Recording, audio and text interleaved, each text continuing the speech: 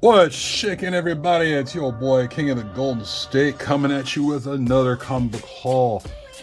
All this really did accumulate in the past week, if I recall.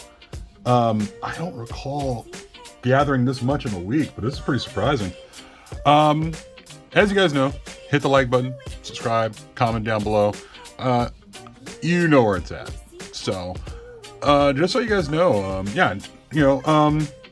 I was doing some cleaning today, and before I was going to do this haul, and I totally forgot. I knew I had a Stray Dogs #1 hanging around, but I didn't know exactly where it was. And when I was digging through my short boxes and even one of my long boxes, I came across it. I was like, "Oh no, there it is!" So I have Stray Dogs #1. I picked up from off the rack back in February. So this is not something I recently picked up. This is something I picked up a while ago and I just put it to the side. That, and plus I like this variant I bought at the same time, which is Stray Dogs #1. It's the Silence of the Lambs variant, which is pretty dope, man. I think this variant alone goes for like $50, and right now, there are a couple of places that are selling these for about 100, 125. Like, FOMO is real stuff, man. But that stuff got me looking around for other issues too, because I heard the story is actually a pretty good story. It's a 5-issue, I think a 5-issue mini, and the issues are kind of hard to come by, or getting harder to come by. I was able to find some at another shop, so I found #2, the first print. Found a #3, the second print. I kind of like these covers, man. They're kind of dark and ominous in a way. Got a #4, second print. So I'm gonna keep hunting around for these different printings and such, but not bad, not bad. I mean, I found a #2, second print. This kind of looks like, I don't know why, but this cover looks like something off of Return of the Jedi when they're looking through the visors of the sail barge, of Jabba's sail barge, which I thought was pretty cool.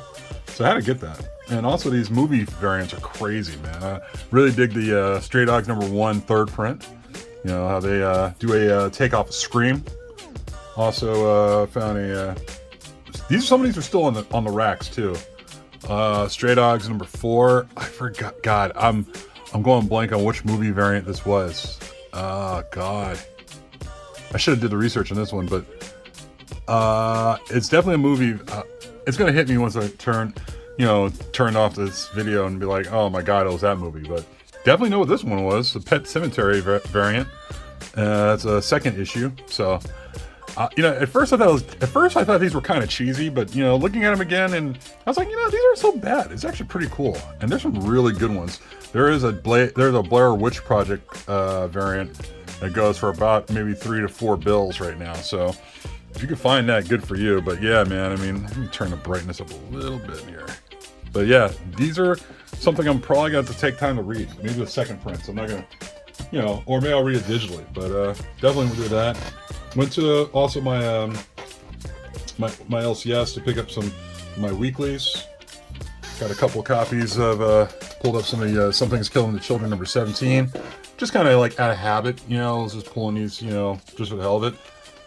Also got this 1 in 25 Jin Yoon variant, which is pretty cool. I mean, although the eyes and nose kind of a little weird, but it's not bad.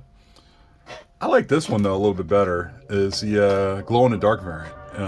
I haven't tested it out, but you don't see many glow in the darks, and this one's got I think it makes Erica glow in the dark, and I think the shadow of Erica glow in the dark as well. I think it's just the teeth though, so that was pretty cool to pick up.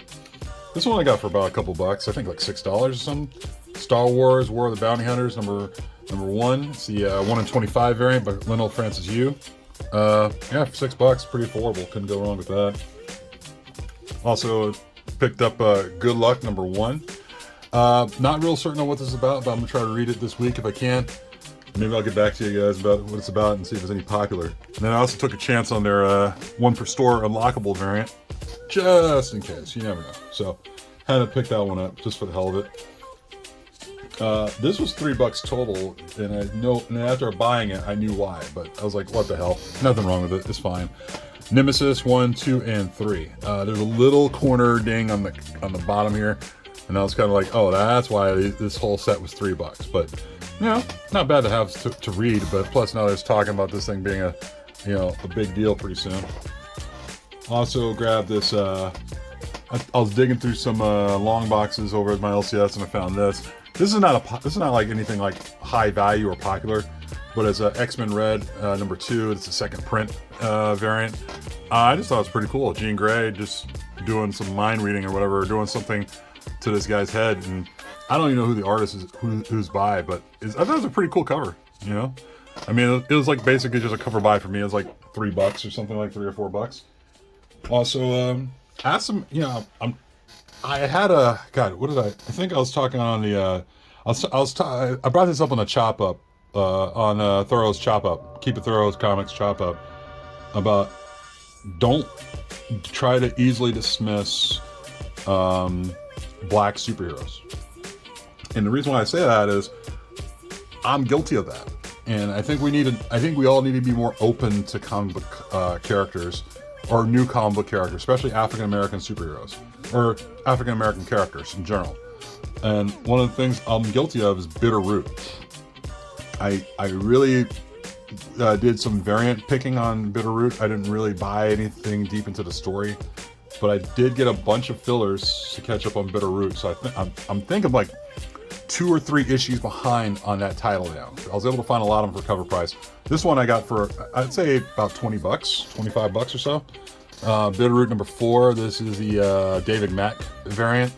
I already have a copy of this, already slabbed in a CDC 9.6, but I couldn't turn this down. I had to get another copy. I just wanted to see if I could try to go for a 9.8 this time around if I can. This might have 9.6, 9.8 potential, but going back to what I said, when it comes to African-American comic book characters, do your best not to dismiss that so easily. Because nowadays, you know, like there's, you know, and I'm not just talking about it for worth. I mean, when I picked it through on the story on Bitterroot's very good. I didn't really take it too seriously. I got 2 copies of #1, but it's the Mike Mignola variant. I never cared about the original cover, which now I'm kind of looking for. So I might actually come out the pocket and actually buy like the first print #1, and just, you know, get that slabbed or something like that. But don't be quick to dismiss on African American comic book characters. That's all I can tell you guys, because sometimes stuff like that, or, you know, will bite you in the butt, you know, or don't, you know, always be open to stuff like that, honestly. And like the reads are pretty good too. Also, picked this one off the rack. This is Planet of the Symbiotes #3. That's the first time, I think that's when first appearance of the teenage host for Toxin is in this issue. Whatever, I don't know. It's just something, but there was that. Found this on another shop. Doctor Strange 48.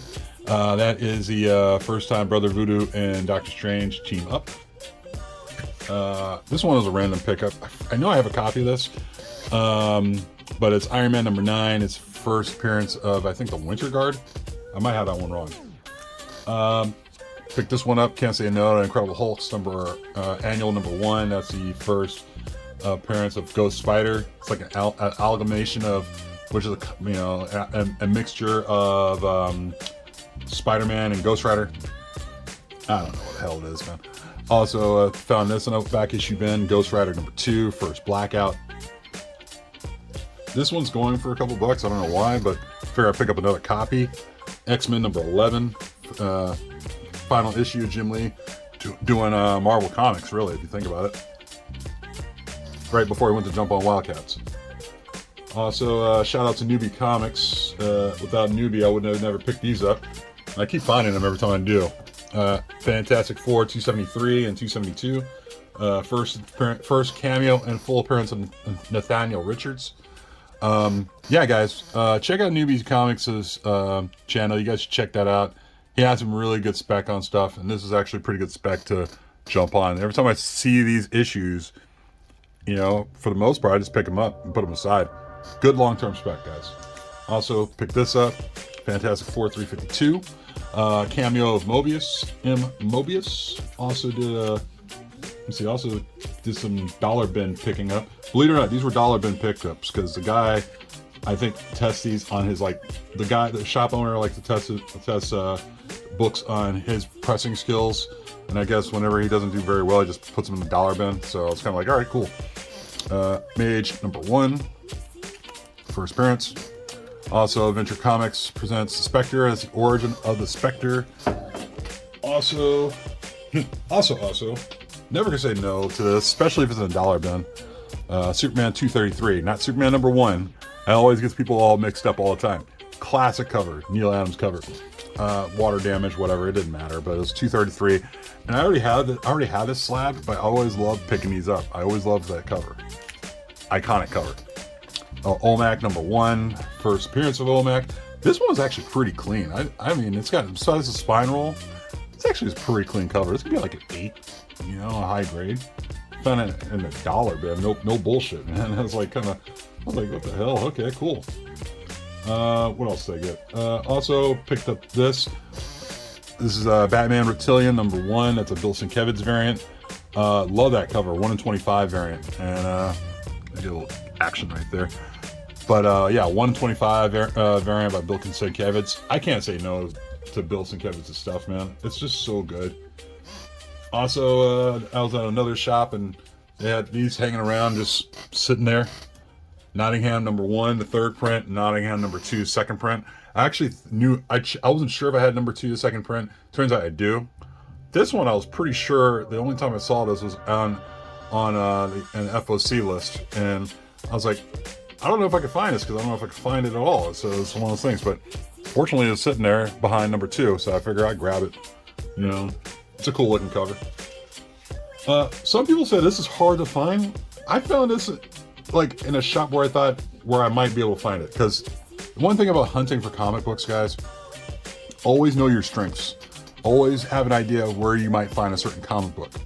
That's where it's going to help you. For example, Injustice #7, Gods Among Us Year 3. This was supposed to be the first appearance of, I think, Lana Lane Kent. And I guess there's a lot of talk about this book. It's like a $40 book now, I think, like $30 or $40. I was able to get this for cover. And actually, no, that's a lie. I actually got that for $4.25.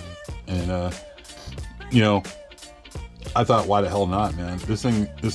If you know where you could find something like this, if you think, oh, like we all have shops or where we live where we say, oh, I know exactly where that might be at.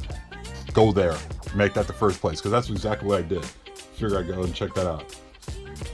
Also got this in the mail. I thought this was really dope, man. I don't understand how this guy is such an underrated artist. I don't get it. Hang on, let me wipe the dust off. I collect a lot of dust around here, guys. It's so weird. Alright, that's better. Vengeance of Vampirella #19. No first appearances I know of, but this is a cover B and it's done by Ben Oliver.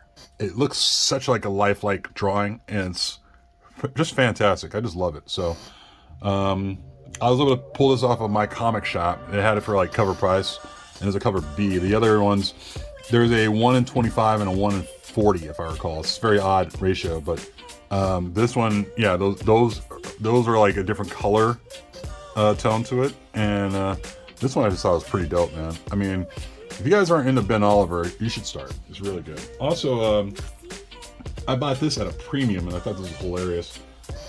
More on this in a minute. Bought this at a premium. Silk #4. That's the Jenny Frison variant. My LCS didn't have this, or any other place around close by that I knew of.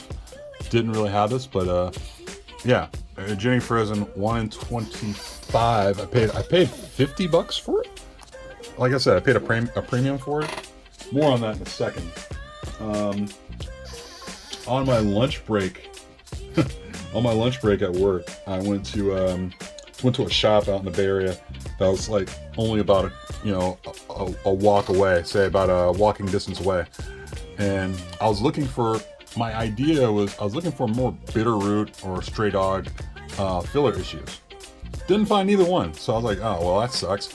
Well, I'll look around the rest of the shop and see if I can find anything else hanging around. Lo and behold, I found maybe something just as good. I found 3 more copies of Silk #4 the 1 in 25 variant. They were sitting on a new release rack, which I did not understand. I thought my eyes were playing tricks on me. Cause I was just looking like, like, oh shit. No bags, no boards, just sitting there with the rest of the other Silk issues. And I'm like, wait a minute, what? So, you know, a lot of shops are pretty, aren't real big on, you know, selling multiple copies to somebody. So I just figured, screw it. Maybe they'll at least sell me one at cover. So I took all 3 to the register and, you know, I figured, all right, let's shoot my shot and see what happens. And apparently, without a flinch, they sold it to me all at cover price. You know, I was like, wait a minute, really? So now I have 4 copies of Silk number 4, 1 in 25 Jenny Frison variant. These books right now are going, I think on the secondary market are going, last I checked, we're going $70. They sold it to me for cover. Like I bought the one, I bought my initial one at 50. Do the math. I mean, it's just crazy. I couldn't believe they did that. And I was like, I just walked out ear to ear, man. I mean, I mixed in a few other books, you know, like this 0 Point, this Fortnite book, or the 3rd print variant. It's still in its bag.